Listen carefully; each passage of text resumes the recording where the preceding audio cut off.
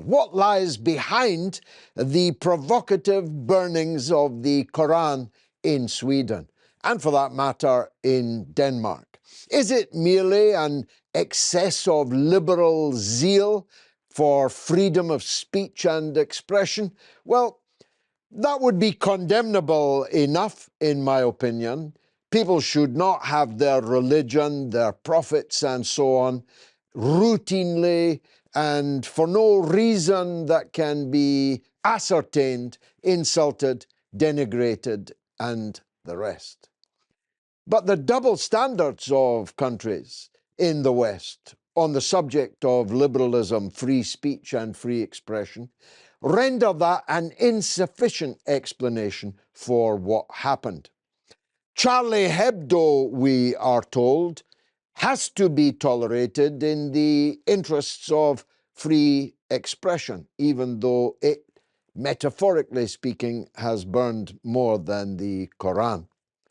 But the attempt by anyone in virtually any Western country to tell the truth about the Israel-Palestine question would very quickly lead to you losing your job, losing your elected political office, being expelled from your chosen political party, being banned and censored on social media, and quite possibly even being prosecuted. So there's no free speech when it comes to Palestine and Israel.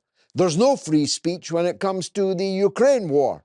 Your television station will be closed down if it doesn't suit the prevailing narrative. There's no freedom of expression for people who want to strike a note that is not in consistency with the prevailing narrative.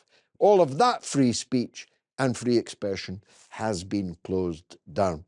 And then there's the geopolitical issues that are raised. Where was this Quran burned in Sweden? Outside the Turkish embassy. Turkey, a member of NATO and possessing the veto power on Sweden's application to join NATO, which they duly vetoed. But maybe the Swedish government didn't really want to join NATO, knew that the burning of the Quran outside the Turkish embassy would be likely to anger the Turks. Indeed, it angered everyone around the Muslim world. There were demonstrations as far away as Indonesia.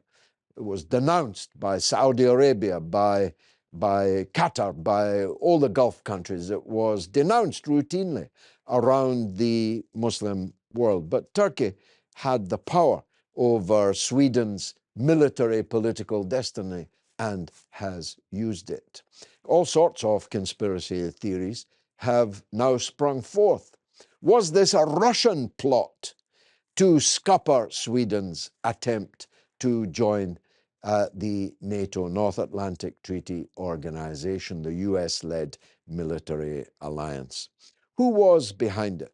What are the limits of freedom of speech and expression? I think it's a subject worth exploring.